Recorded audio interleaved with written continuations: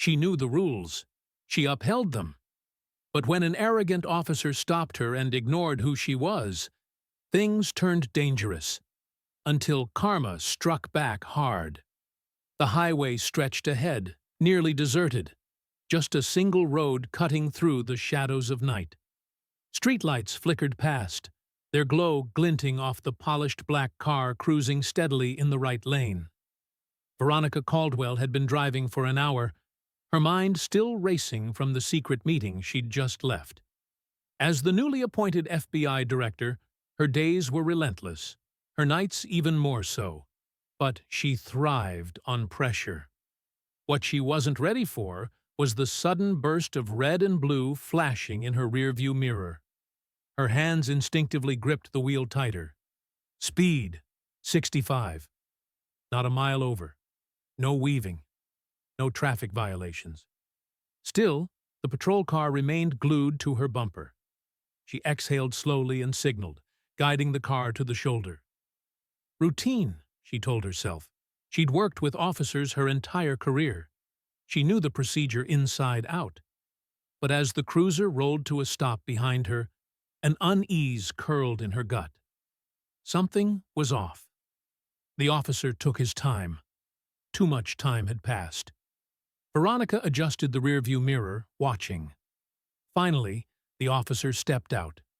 She didn't recognize him, which wasn't unusual, but something about him was off.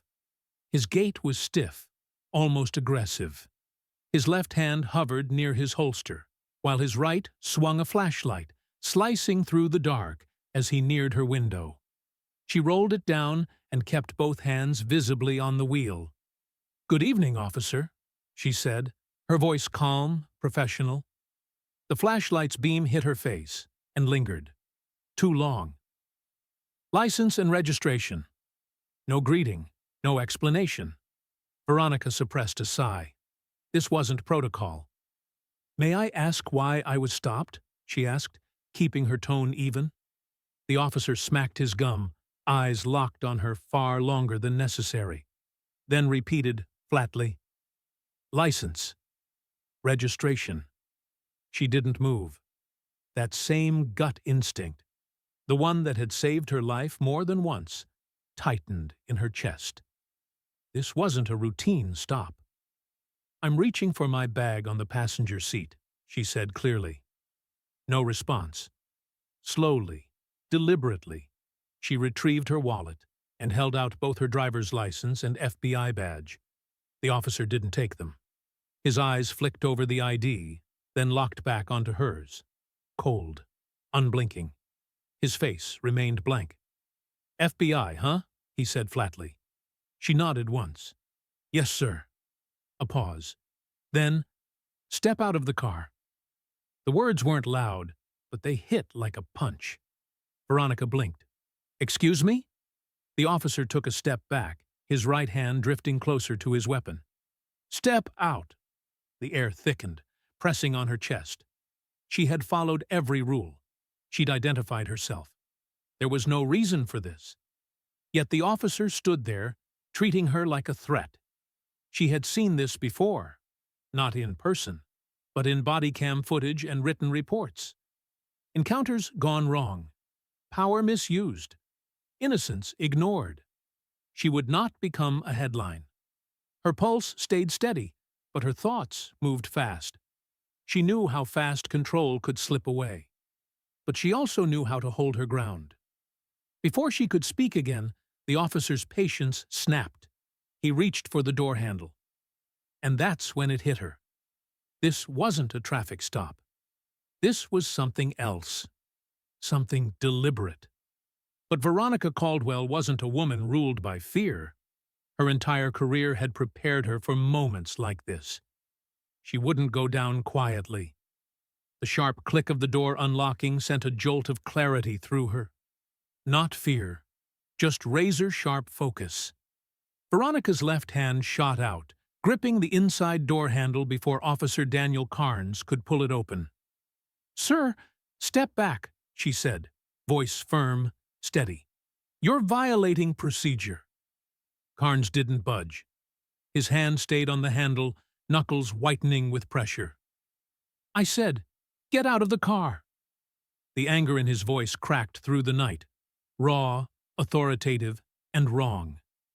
Veronica had met men like him before, men who mistook control for strength, who confused rank with power. But this wasn't a corporate boardroom. This was a badge, a weapon, and a short fuse. She tightened her grip. "On what grounds, officer?" For a split second, Carnes froze. His mouth twitched as if to answer, but instead he stepped closer.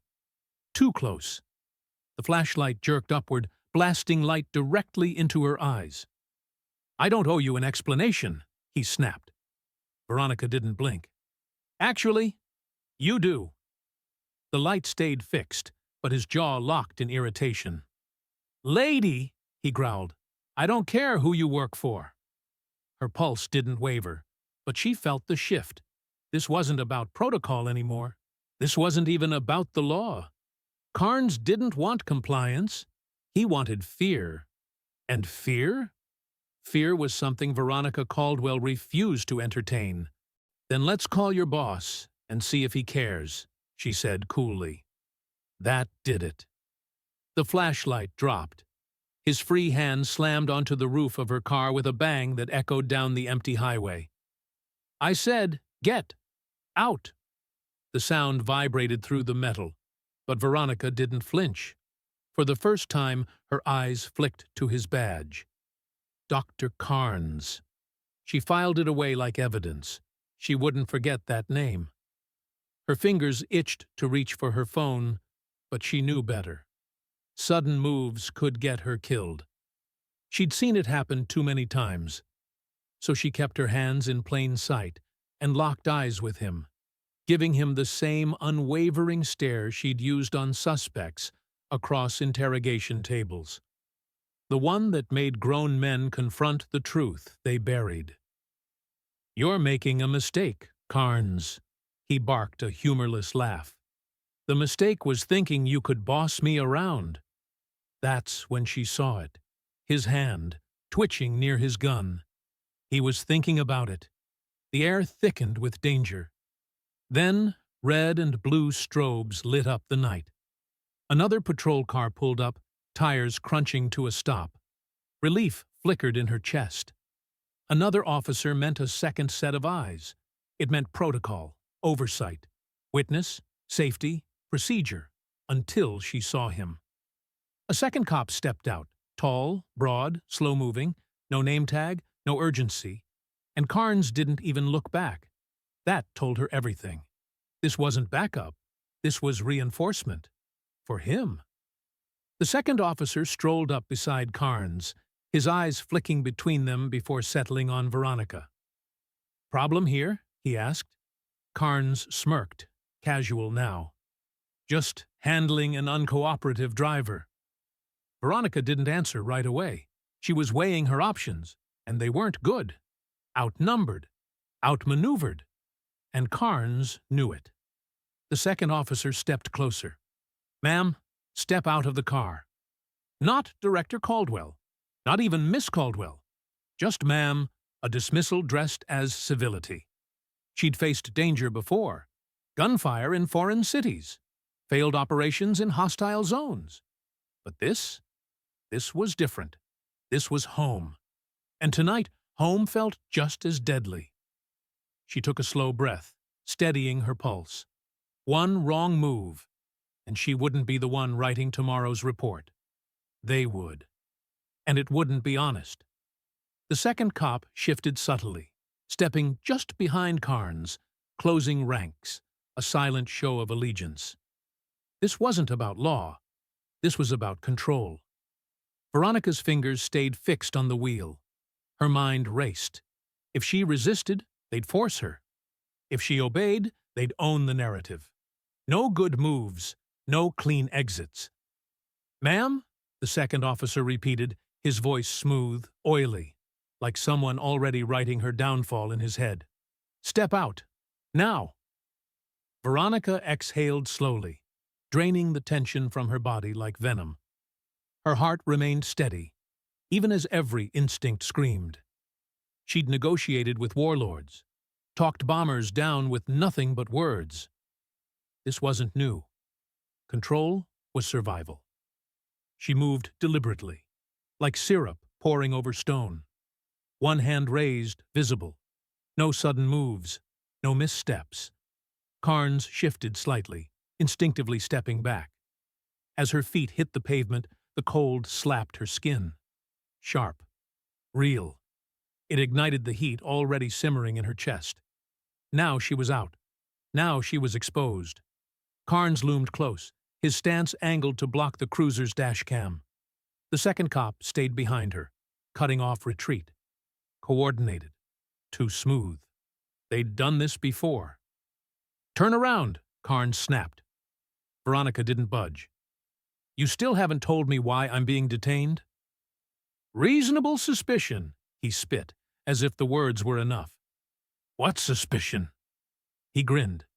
That smug, loaded grin of a man holding all four aces. Failure to comply. There it was. The trap. Fight back. They'd say she resisted. Stay silent. They'd erase her with paperwork and cuffs. Veronica had read this playbook cover to cover. She'd written parts of it. But they didn't know her chapter. Then his hand clamped down on her wrist. Too tight. Too fast. Veronica twisted just enough to break contact without looking aggressive. "Don't touch me," she said, each word cold and precise, like a scalpel. Carnes didn't let go. The second cop edged closer. "We got a problem here?" Carnes tightened his grip, pain lancing through her arm. "Think she's resisting?" Her gut turned to ice. The second cop's hand went to his radio, lips already forming the lie that had erased so many lives before. Non-compliant suspect. Not agent, not citizen, not even person. Just a target. Then, metal gleamed. Carnes didn't hesitate. His holster strap flicked open. The gun came up, fast and smooth, settling just inches from her forehead. Time fractured. Veronica had faced death before. In alleys, war zones, terrorist cells. But this wasn't that. This was home. This was a roadside in America. And the enemy wore a badge. She didn't move. Didn't blink. Hands up, palms open, breathing steady.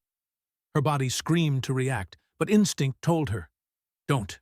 Not here. Not yet." The silence pulsed. Then Carnes leaned in, voice low, mocking. "You feel strong now?" Something inside her shifted. This had never been about broken taillights or failed signals. It was about breaking her, reducing her. Not traffic, not law, just power, and the need to abuse it. Veronica met his stare, fire burning behind her stillness. And for the first time, he blinked. Her vision tunneled, not from fear, but fury. Not for herself, for the ones who never got to speak. The names in reports, the blurred faces in footage, the lives erased without justice. She opened her mouth, choosing her words like they might be her last. But before a sound escaped, a voice cut through the night. "Hey, I'm recording this!" The words hit like a flare in the dark. Not just noise, power, witness. Carnes didn't lower the gun, but his body jerked as if struck. His head snapped toward the voice. Veronica followed his gaze. A man stood by the roadside, phone raised. The glow from the screen lit his glasses, his expression calm but unshakable. Far enough to stay safe, close enough to catch everything. "You sure you want to do this, officer?" The man's voice was steady, measured, deliberate. Carnes's jaw flexed. The second cop shifted forward, unease rippling off him. They weren't in control anymore. The script had changed. Veronica saw it in their eyes, doubt creeping in, the kind that lives in the space between exposure and consequence. Carnes exhaled sharply, but didn't lower his weapon. His fingers twitched around the grip. One move, and it all unraveled. Veronica didn't wait. She stepped into the silence, voice calm but slicing through the air like a blade. "Do it." She held his stare. "Let the world see who you really are." And in that moment, for the first time, he hesitated. Put the weapon down. Her voice was low but fierce, unyielding. Carnes didn't move. His breath came fast, sharp, his mind scrambling. The second officer's radio crackled. "Unit 47, status update." Sirens echoed in the distance, growing louder. Backup was on its way. But not the kind Carnes wanted. His grip slackened. The gun dropped, no longer trained on her, though still in hand. He glanced at the second officer. Make him stop recording. Veronica's stomach clenched. She knew exactly what that meant. The second cop stepped toward the witness, hand hovering near his belt. Not this time. Veronica took a step forward, voice sharp as steel. "Touch him, and I'll have you charged with interfering with justice." He froze. For the first time, hesitation cracked their armor. The balance was tipping. The sirens roared closer, only seconds away. Carnes didn't look at her anymore. His eyes locked on the flashing lights, searching for an escape. Veronica recognized that look. Desperation. And desperation breeds reckless decisions. She had to survive. But would she? The sirens screamed louder, their flashing lights painting the night as police cruisers screeched to a halt. The witness kept filming, the red recording light glaring like an unblinking eye. Veronica remained motionless, every muscle coiled. Carnes still gripped the gun, but the swagger was gone, replaced by raw fear. Car doors slammed open. Officers poured out, hands hovering near weapons but not drawing. They didn't know what chaos awaited them. Then one officer's eyes locked on her. Director Caldwell. The name sliced through the tension like a razor. Carnes barely reacted, but the second officer froze, mouth opening in silent shock. The newcomer, a lieutenant by the shine of his badge, scanned the scene, taking in the standoff. The raised hands, Carnes's weapon. The steady gaze of the witness recording everything. Veronica held her hands up, not in surrender, but in ironclad defiance. "Lieutenant," she said, voice calm but unyielding, "I want these officers arrested. Now." The second officer took a hesitant step back. "Wait, hold on," he stammered. Veronica cut him off, her tone sharp and commanding. "I know exactly what this was, and so does he." She nodded toward the witness, phone still capturing every second. The lieutenant paused, eyes flickering between the officers and the evidence glowing in his hand. Veronica saw the lieutenant's mind racing. This wasn't just a minor slip-up. Careers would be destroyed. Carnes felt it too. Slowly, his gun slid back into its holster, his face flushed with fury and shame. Veronica held his gaze, unwavering. This time, fear didn't touch her. "It's a mix-up," Carnes muttered, voice low and defeated. Veronica tilted her head, voice steady. "Then let's clear it up at the station. Call internal affairs. Call the DA. This won't just disappear." The second officer paled. The lieutenant finally made his move. "Cuff them both," he ordered. Carnes exploded, his shock raw and desperate. "You've got to be kidding." A man used to slipping through cracks, now caught. Veronica didn't flinch. "You aimed a gun at the FBI director, Officer Carnes. Want to add resisting arrest to your list?" Years of watching justice fail had steeled her. Not tonight. Carnes struggled as the cuffs snapped shut, rage burning in his eyes. The second officer said nothing, just stared down, the weight of his choice sinking in. The lieutenant turned to Veronica. "Director, are you?" She nodded sharply. "Get them out of here." And just like that, it was over. But Veronica knew this was bigger than two corrupt cops. It wasn't just about two officers. It was about a broken system, and Veronica wasn't about to let it slide. What came next was bigger than this night. The cuffs on Carnes weren't just metal. They were the consequences he'd always managed to avoid. He stood rigid, disbelief twisting his face as officers hauled him away. He still believed he'd walk free. Veronica had seen that look too many times. Men who thought they were untouchable until they weren't. The witness lowered his phone, but kept his eyes fixed on her. "You okay?" he asked. Veronica nodded, voice steady. "Thanks to you." He hesitated. "They do this all the time, just not to someone like you." The truth stung. This wasn't rare. She just had the power to stop it. More officers arrived, some shooting hard looks at Carnes. The lieutenant stepped toward Veronica.